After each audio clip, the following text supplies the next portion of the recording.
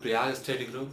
आज मैं दीपेश आप लोगों के लिए फिर से आज आए हैं और आज हमारी बायोलॉजी की क्लास है और बायोलॉजी में हम आज बात कर रहे हैं प्राणी विज्ञान के बारे में। किसके बारे में बात करेंगे? आज हम प्राणी विज्ञान के बारे में बात करेंगे। और आपने देखा होगा हमारी प्लेलिस्ट में हमने मोस्टली जो जंतु विज्ञान है उसके मोस्टली टॉपिक हमने कंप्लीट कर चुके हैं। ठीक है, आज हमारा टॉपिक प्राणी विज्ञान है और प्राणी विज्ञान से जो टॉपिक बनते हैं इससे क्या बहुत सारे एग्जाम में क्वेश्चन पूछे जाते हैं। और जितने भी मैंने साइंस को आपको टॉपिक पढ़ाए हैं वो किसी भी एग्जाम की दर से, चाहे वो एसएससी हो, रेलवे एनटीपीसी हो या आपका एमपी पुलिस हो या कोई भी एग्जाम है जहाँ से साइंस के क्वेश्चन आते हैं, वहाँ मैंने पूरे कवर करते हुए आपको पूरी वीडियो समझाइए। आज हम प्राणी विज्ञान के बारे में बात कर रहे हैं। जब प्राणी विज्ञान की हम बात करेंगे, जीव विज्ञान की जब बात करेंगे, तो जीव विज्ञान से अगर हम शुरुआत करें तो जीव विज्ञान को हम पहले ये समझ लेते हैं कि इसको हमने दो भागों में बांटा है।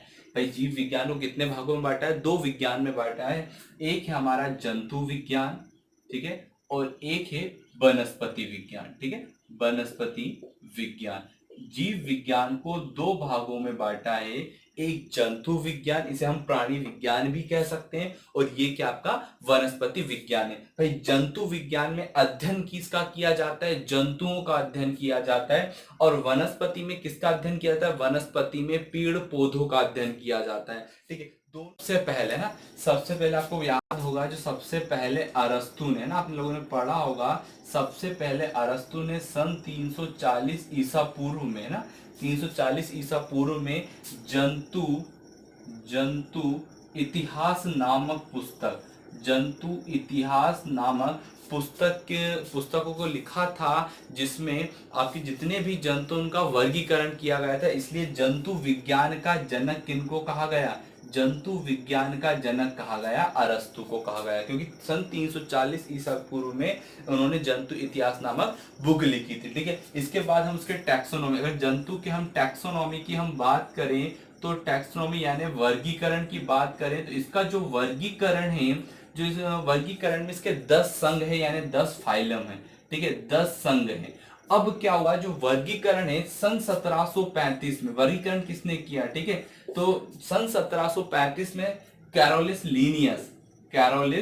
लीनियस ने सिस्टीमा नेचुरी, कैरोलिस लीनियस है ना, नाम याद रखिएगा, बहुत इंपॉर्टेंट है, एग्जाम में पूछा जाता है कि भाई वर्गीकरण का जनक किसको कहा जाता है। सन 1735 में कैरोलिस लीनियस ने सिस्टीमा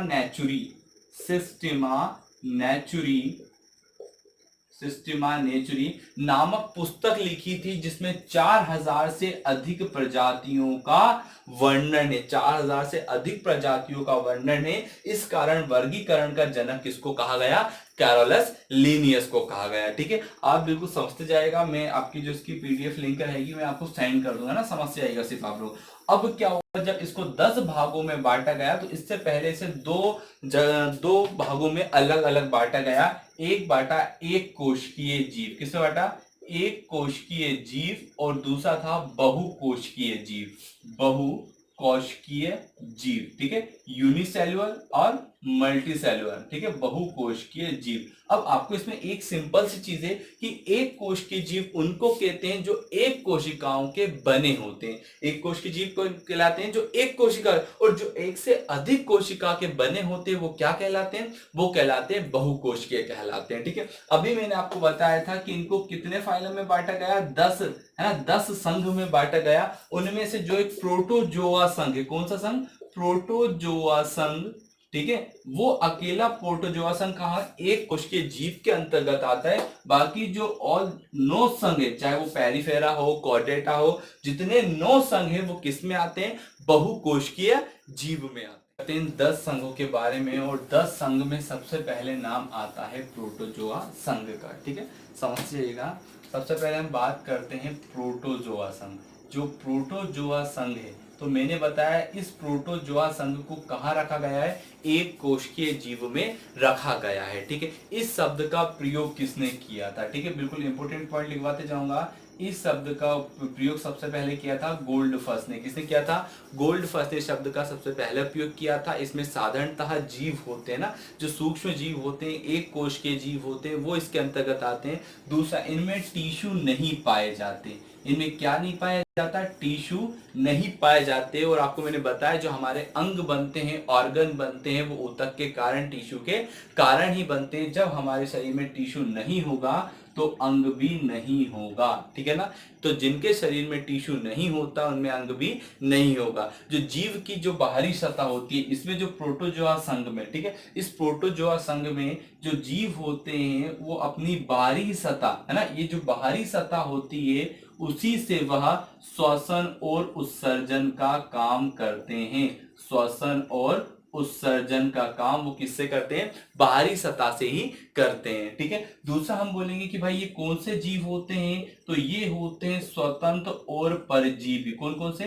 स्वतंत्र और परजीवी दोनों जीव होते हैं। अगर हम इनके एग्जाम्पल में देखें तो एग्जाम्पल में आ जाएगा आपका अमीबा। क्या आ जाएगा? Amoeba, amoeba, paramecium, paramecium Chordata, paramecium Chordata, और एक आ जाएगा युगलीना। क्या आ जाएगा?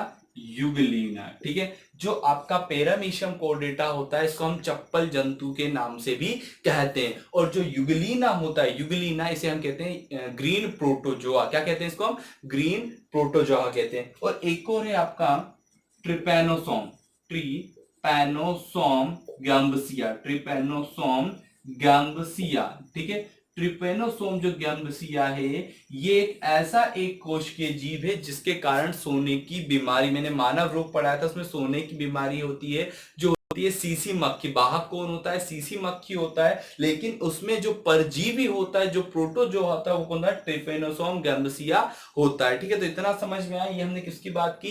प्रोटोजोआ संघ की बात की कि शब्द का प्रयोग किया था गोल्डफस्ट ने। एक कोश के जीव होते हैं, टिश्यू नहीं होता तो ऑर्गन भी नहीं होगा। ये बाहरी सतह से ही श्वसन और उत्सर्जन करते हैं। स्वतंत्र और परजीवी दोनों होते हैं। एग्जाम्पल हमने लिखे थे अमीबा, पैरामीशियम कोर्डेटा, युगलिना और ट्रिपेनोसोम गैम्बसिया, ठीक है। इसको चप्पल जंतु भी कहते हैं, इसको ग्रीन प्रोटोजोआ कहते हैं। और यह क्या है? सोने की बीमारी का परजीवी है, प्रोटोजोआ है, उसके कारण ये रोग होता है, ठीक है। अब प्रोटोजोआ संघ के बाद हम नेक्स्ट की बात करते हैं संघ पेरिफेरा, ठीक है। बहुत छोटे छोटे चीजें हैं, इंपोर्टेंट, बिल्कुल इंपोर्टेंट, बहुत लंबा टॉपिक है, लेकिन मैं वही बोला आपको पूरा कवर करवाते चलेंगे। जो भी एग्जाम से क्वेश्चन पूछा जा सकता है हम उसके बारे में बात कर रहे हैं, ठीक है। तो अगर आपसे बोले कि संघ पेरिफेरा कहाँ पाया जाता है, किस स्थान पाए जाते हैं, तो ये खारे पानी में पाया जाता है, ठीक है। और आप सबको पता होगा जो खारा पानी होता है वो कहाँ होता है? समुद्र में होता है। यानी जो संघ पेरिफेरा के जो जीव होते हैं वो कहाँ पाए जाते हैं? समुद्र में पाए जाते हैं, ठीक है। इनके अंदर बहुत छोटे छोटे छिद्र होते हैं। इन जीवों के शरीर के अंदर क्या होते हैं? बहुत छोटे छोटे छिद्र होते हैं, जिनको क्या कहा जाता है? ऑस्ट्रिया कहा जाता है। तो ये याद रखिएगा, संघ पेरिफेरा के जो जीव होते हैं उनके अंदर छोटे छोटे छिद्र होते हैं, जिसको हम क्या कहते हैं? ऑस्ट्रिया कहते हैं। ऑस्ट्रिया के द्वारा ही, ऑस्ट्रिया के द्वारा ही जल, भोजन और ऑक्सीजन का अवशोषण होता है।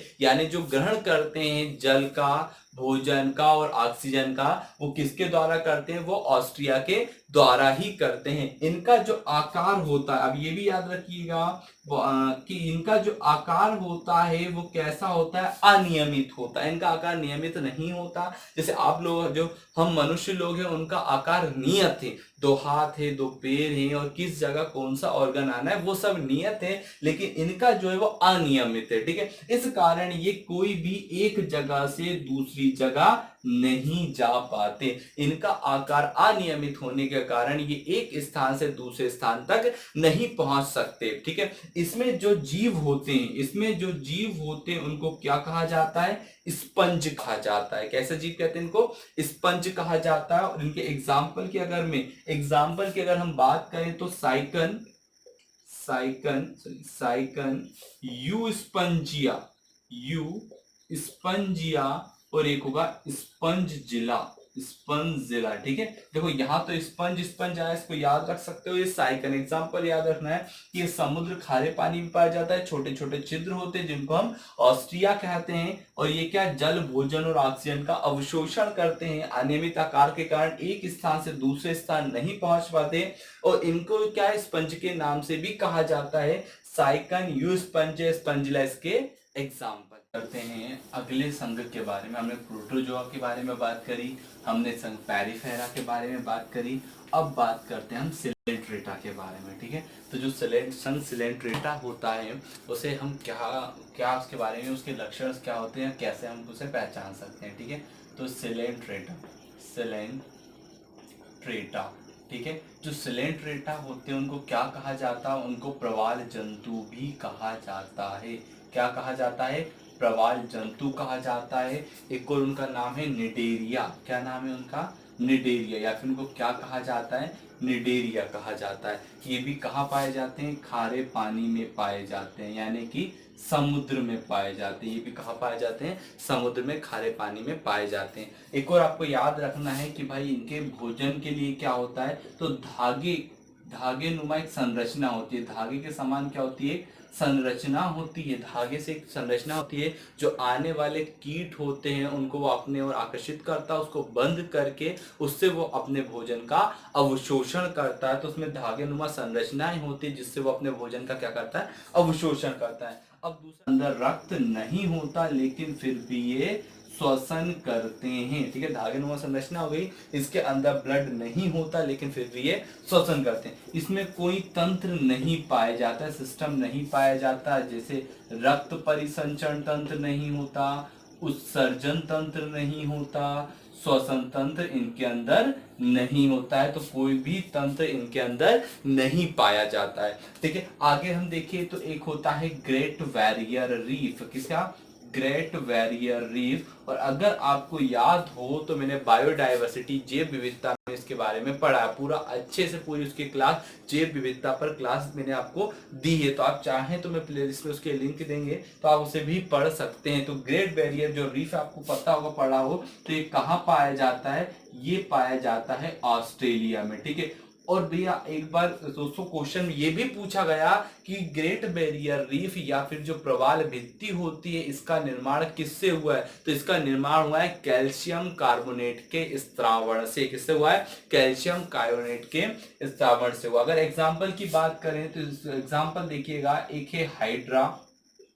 ऑरेलिया, एक हाइड्रा ऑरेलिया और मूंगा, ये इसके क्या हो गए, एग्जाम्पल हो गए। हाइड्रा से क्वेश्चन पूछा गया कि हाइड्रा की खोज किसने की, तो हाइड्रा की खोज की थी ल्यूवेन हॉक ने की थी। किसने की थी, ल्यूवेन हॉक ने की थी। दूसरा, भाई वैसे तो ये जो जितने भी सिलेंट्रेटा होते हैं वो कहाँ पाए जाते हैं, खारे पानी में, लेकिन जो हाइड्रा होता है वो कहाँ पाया जाता है, मीठे पानी में पाया जाता है। इसके कारण भी इसको कौन से वर्ग में रखा गया है, सिलेंट्रेटा वर्ग में रखा गया है। ठीक है, अगर हम बात करते हैं ऑरेलिया की तो इसको हम जेली फिश के नाम से भी जानते हैं। किसके नाम से जानते हैं, जेली फिश। तो अब यहाँ पे एग्जामिनर आपको कंफ्यूज करता है ये फिश देखकर कि कौन सा मत्स्य वर्ग में नहीं है, तो कौन सा नहीं है, जेली फिश नहीं, उसको क्या ऑरेलिया कहते हैं और वो आता है सिलेंट्रेटा में आता है। ठीक है, इसके बाद हम बात करते हैं प्लेटी हेलमेंथीस की। हाँ, देखो 3 वर्ग है, ऐसे आप समझते जाइएगा।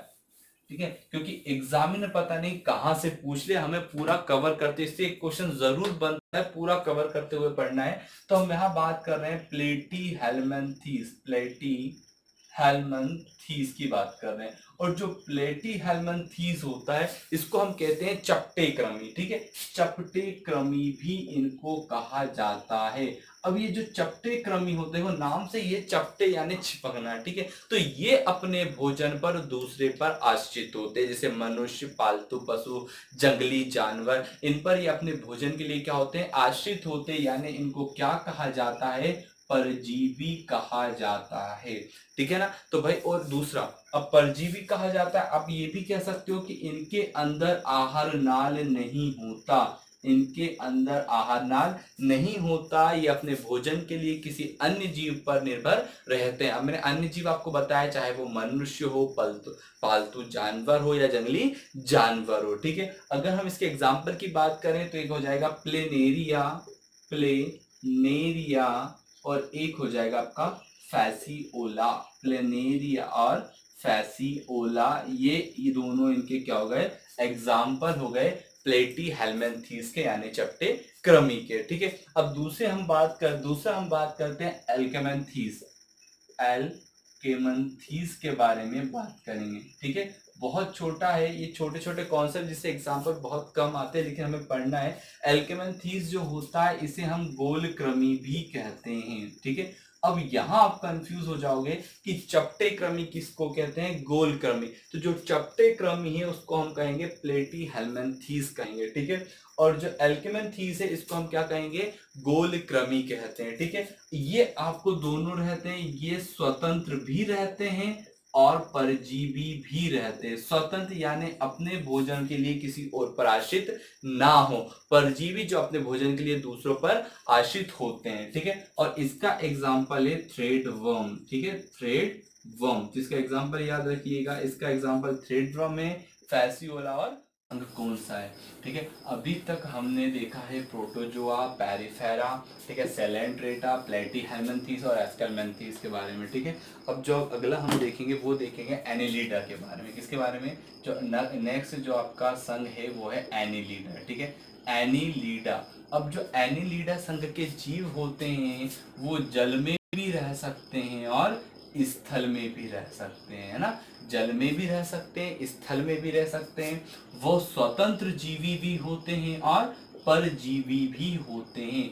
वो स्वतंत्र जीवी भी होते हैं और कैसे होते हैं, वो परजीवी भी होते हैं। नेक्स्ट के लिए क्या देखेंगे हम, ये इनका जो शरीर होता है वो खंडों में विभक्त होता है। किसमें विभक्त होता है, खंडों में विभक्त होता है। यानी इसके जो लक्षण हैं एनिलीडा के वो कैसे, खंडों में विभक्त। खंडों में विभक्त होना, इस एग्जांपल से आप समझोगे केचुआ। ठीक है, जो केचुआ होता है उसका शरीर कैसा होता है, खंडों में विभक्त होता है। और जो खंडों में विभक्त होने के कारण ही उसमें जो संकुचन होता है, पहले वो सिकुड़ता है फिर वो फूलता है तब जाकर वो आगे बढ़ता है। इसी को क्या, ये जो होता है खंडों में विभक्त होना, ये इससे मदद मिलती है, खंडों में विभक्त होता है। और दूसरा होता है जॉग। दूसरा कौन सा होता है, जो, ये इसके एग्जाम्पल है केचुआ। वेरी इंपॉर्टेंट क्वेश्चन अब यहां से बनता है जो एग्जाम में बहुत बार पूछा गया है कि जो केचुआ होता है उसका वैज्ञानिक नाम क्या है। ठीक है, केचुए का वैज्ञानिक नाम फेरोटिमा, फेरोटिमा पोस्थुमा, ये इसका वैज्ञानिक नाम है, फेरोटिमा पोस्थुमा। और केचुए को किसान का मित्र भी कहा जाता है। तो एनिलीडा से इतने इंपॉर्टेंट चीजें बनती कि जल स्थल दोनों में रह सकते हैं, ये स्वतंत्र और परजीवी यानी खुद का भोजन भी बना सकते हैं, दूसरों पर भी आश्रित होते हैं। इनका जो शरीर होता है वो खंडों में विभक्त होता है, शरीर जो होता है वो खंडों में विभक्त होता है। और इसमें केचुआ और जोग दो एग्जाम्पल बताया, इसका नाम जो है वैज्ञानिक वो है फेरोटिमा पोस्थुमा। ठीक है, अगले संघ की बात करेंगे जो बहुत ही ज्यादा इंपॉर्टेंट है, वो है आर्थ्रोपोडा। कौन सा है, आर्थ्रोपोडा। और जो आर्थ्रोपोडा है वो प्राणी जगत का सबसे बड़ा है। ठीक है, प्राणी जगत का सबसे बड़ा, कह सकते हैं कि प्राणी जगत का सबसे बड़ा संघ कौन सा है, आर्थ्रोपोडा है। ठीक है, और दूसरा हम इसे समझेंगे कि पृथ्वी पर जितने भी जीव पाए जाते हैं उसका 2/3, जो 2/3 है वो कौन है, आर्थ्रोपोडा ही है। इसका जो शरीर होता है, इसका जो शरीर होता है वो 3 भागों में होता है। ठीक है, उसे बोलेंगे सिर, वक्ष और उदर। सिर, वक्ष और उदर, इन 3 भागों में उनका शरीर बटा होता है। इस वाले में क्या होता है, कीट वर्ग भी शामिल होते हैं। भाई जो आर्थ्रोपोडा होता है उसमें कीट वर्ग भी शामिल होते हैं। इसके एग्जाम्पल की बात करूं तो इसमें आ जाएगा झींगा, मकड़ी, मधुमक्खी। ठीक है, तो ये क्या है, इसके एग्जाम्पल है। अब देखिएगा यहां से एक और क्वेश्चन थोड़ा बनता है कि इसमें जो मकड़ी है, ठीक है, मकड़ी के कीट वर्ग, हम कीट उसी को कहेंगे जिसके कितने पैर हो, 6 पैर हो और 4 क्या हो, पंख हो, वो कीट वर्ग कहलाता है। लेकिन मकड़ी के 8 पैर होते हैं, इस कारण ये कीट वर्ग में नहीं आता। ये आपको याद रखना है कि इस कारण ये कीट वर्ग में नहीं आता, लेकिन ये आर्थ्रोपोडा में आता है। ठीक है, कुछ इंपोर्टेंट चीजें इससे बनती है कि भाई जो कॉकरोच होता है। कौन होता है? जो कॉकरोच होता है इसके हृदय में 13 कक्ष होते हैं। हृदय में कितने कक्ष होते हैं? 13 कक्ष होते हैं। इंपोर्टेंट चीज है, ठीक है। जो चींटी है, ठीक है, चींटी को किस नाम से पुकारा जाता है? एसएससी में पूछा गया, सामाजिक जंतु के नाम से किसको बोला जाता है? तो वो बोला जाता है चींटी को, ठीक है। और अब इससे हमें ये भी पढ़ना है कि भाई जंतु, अब शायद वो सामाजिक कीट भी पूछ ले, तो सामाजिक कीट कौन है? सामाजिक कीट है दीमक। सामाजिक कीट कौन है? दीमक है, ठीक है। तो ये आपको याद रखना है, सामाजिक कीट कौन है? दीमक है, ठीक है। तो ये आर्थ्रोपोडा से इंपोर्टेंट चीज बनती है। प्राणी जगत का सबसे बड़ा, पृथ्वी का 2/3, शरीर के 3 भागों में बांटा है, सिर, वक्ष और उदर में बांटा है। कीट वर्ग भी शामिल, लेकिन कीट वर्ग में वही होते हैं जिनकी 6 पैर हो, 4 पंख हो। तो उसके एग्जाम्पल हमने निकाले आर्थ्रोपोडा के, झींगा है, मकड़ी है, मधुमक्खी है, केकड़ा है, ये सब उसके एग्जाम्पल है। लेकिन हमने देखा था मकड़ी के 8 पैर होते, इसलिए कीट वर्ग में शामिल नहीं है। कॉकरोच में 13 कक्ष होते हैं हृदय में। चींटी को सामाजिक जंतु के नाम से कहते हैं और दीमक सामाजिक कीट भी कहलाता है। 7 संघ पढ़ चुके हैं, 3 संघ और बचे हैं। अगले संघ के बारे में हम देखते हैं, इकाइनोडर्मेटा। इकाइनोडर्मेटा, ठीक है, इकाइनोडर्मेटा। फिर उसके बाद आ जाएगा मोलास्का और उसके बाद आ जाएगा कॉर्डेटा। और कॉर्डेटा बहुत ही महत्वपूर्ण एग्जाम में पूछा जाता है। इकाइनोडर्मेटा की बात करें तो ये कैसे जीव होते हैं? ये समुद्री जीव होते हैं। कैसे जीव होते हैं इकाइनोडर्मेटा? समुद्री जीव होते हैं। इनकी त्वचा पर कांटे पाए जाते हैं। त्वचा पर क्या पाए जाते हैं? कांटे पाए जाते हैं। अगर मैं एग्जाम्पल की बात करें तो एग्जाम्पल में आ जाएगा स्टार फिश। कौन सी फिश?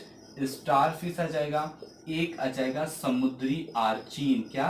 समुद्री आर्चीन। और एक और एग्जाम्पल है समुद्री खीरा। क्या है? समुद्री खीरा, ठीक है। नाम सोचकर ऐसा लग रहा है कि भाई ये सब मछलियां होंगी, लेकिन ये मछलियां नहीं है, समुद्री जीव है, ये मत्स्य वर्ग में नहीं आती है, ठीक है। अगर हम स्टार फिश की बात करें तो स्टार फिश को वैज्ञानिक जो नाम है उसको हम कहेंगे एस्टेरियस। इसका जो वैज्ञानिक नाम है वो क्या हो जाएगा? एस्टेरियस आ जाएगा, ठीक है। तो इकाइनोडर्मेटा में इतना है। अब हम बात करते हैं मोलास्का। मोलास्का देखिएगा, इसके नाम में ही है मोलास्का। अगर बोलूंगा जो इनका शरीर होता है, जो इनके बाहरी शरीर या बाहरी त्वचा होती है, बहुत ही मुलायम होती है, उस कारण इसको क्या कहा? मुलायम होने के कारण इसको मोलास्का कहा जाता है। इनका जो शरीर होता है वो 3 भागों में बटा होता है। कितने भागों में बटा होता है? 3 भागों में बटा होता है। सिर, अंतराल और हो जाएगा पाद, ठीक है। तो 3 भागों में इनका शरीर बटा होता है। जो इनका रक्त होता है वो कैसा होता है? रक्तहीन होता है। जो इनका रक्त होता है वो कैसा होता है? रक्तहीन होता है। एग्जाम्पल की बात करेंगे तो क्या आ जाएगा? ऑक्टोपस, ठीक है। ऑक्टोपस, सीप और घोंगा। सीप और घोंगा इसके क्या होगा? एग्जाम्पल है। ये एग्जाम में बहुत बार पूछा गया है कि डेविल फिश किसको कहते हैं। तो डेविल फिश जो होती है वो किसको कहा जाता है? ऑक्टोपस को कहा जाता है। डेविल फिश किसको कहा जाता है? ऑक्टोपस को कहा जाता है, ठीक है। इसके बाद हम बात कर लेते हैं कोर्डेटा के बारे में, ठीक है। बहुत ही देखो शॉर्ट में है और बहुत इंपॉर्टेंट चीज अब आपको बताने जा रहे हैं, है ना। अब हम बात कर रहे हैं कोर्डेटा के बारे में। अगर कोर्डेटा की बात करें तो ये बहुत बड़ा संघ है, लास्ट है, अंतिम है और बहुत बड़ा संघ है। अब आपको याद आ रहा होगा सर बहुत बड़ा संघ तो हमने एक और बताया था आर्थ्रोपोडा, लेकिन वो बहुत बड़ा संघ कैसा है कि उसमें बहुत सारे, मतलब संख्या में बहुत सारे, लेकिन इसमें प्रजातियां बहुत सारी हैं। इसमें कुत्ता, बिल्ली, मनुष्य, हाथी, शेर, चीता, पक्षी, ठीक है, सांप, बिच्छू, ये सब प्रकार के आते हैं। यानी कि ये क्या है? ये प्रजातियों के मामले में बहुत बड़ा संघ है। इस संघ में आपको बता दिए क्या क्या आते हैं। इसमें 6, इसको कितने भागों में बांटा है? 6 भागों में बांटा है, ठीक है। 4, 5, 6। यह इसको एक बांटा है मत्स्य वर्ग। कौन सा वर्ग? मत्स्य वर्ग में, ठीक है। फिर एक में बांटा है उभयचर। फिर आ जाएगा स्तनधारी, पक्षी वर्ग, सरीसृप और कीट वर्ग, ठीक है। तो ये इन 6 भागों में कोर डेटा को बांटा है। ठीक है, आज की वीडियो में सिर्फ मैं इतना ही समझा रहा हूं और नेक्स्ट वीडियो में इनके 6 वर्ग के बारे में आपको पूरा दिया जाएगा और बहुत सारे इससे जितने इंपॉर्टेंट क्वेश्चन एग्जाम में पूछे जाते हैं उस विषय पे भी हम लोग बात करेंगे। उम्मीद है आप लोगों को समझ में आ रहा होगा। तो आप लोग ऐसे सपोर्ट करेंगे, आप लाइक करेंगे, सब्सक्राइब करेंगे और अपने दोस्तों के साथ शेयर भी करेंगे।